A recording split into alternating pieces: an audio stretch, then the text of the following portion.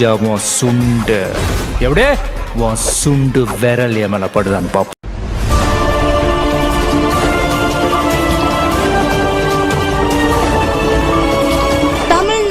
Times 24x7. Tamil Nadu times 24x7.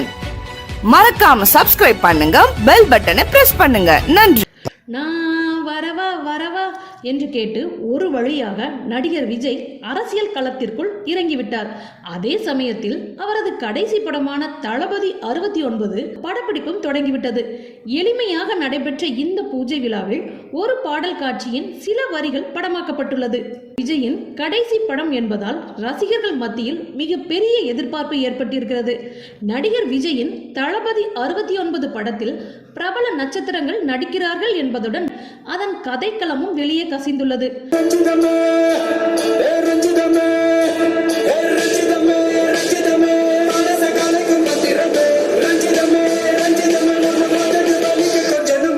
கடந்த ஆண்டு October மாதம் தசரா திருவிழா அன்று தெலுங்கில் பகவந்த் கேசரி என்ற ஒரு படம் வெளிவந்தது. இந்த படம் பிரபல நாடக இயக்குனர் அனில் ரவிபுடி எழுதி இயக்கிய படமாகும். தெலுங்கில் முன்னணி நடிகரான நந்தமூரி பாலகிருஷ்ணா கதாநாயகனாக நடித்திருந்தார். காஜல் அகர்வாலும் இந்த படத்தில் இடம்பெற்றிருந்தார்.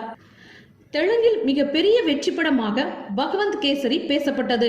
படம் வெளிவந்த முதல் நாளே 8 கோடி ரூபாய் வசூலை அள்ளியது. இது முழுக்க முழுக்க ஆக்ஷன் கலந்த கமர்ஷியல் காமெடி படமாகும். இந்த படத்தில் பகவந்த் கேசரி என்ற பெயரில் நடித்திருந்த பாலகிருஷ்ணா பெண்களை சிங்கம் போல் வளர்க்க வேண்டும் என்று விரும்புகிறார்.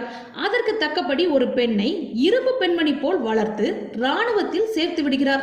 இதற்கிடையே அந்த பெண்ணை வீர பெண்மணியாக வளர விடாமல் ஒரு வில்லன் துரத்துகிறான் என்பதுதான் மைய கதையாகும். ஆண்களுக்கு நிகராக பெண்கள் தைரியத்துடன் வாழ வேண்டும் என்பதை கருத்துக்களமாக கொண்டதுதான் பகவந்த் கேசரி கதை.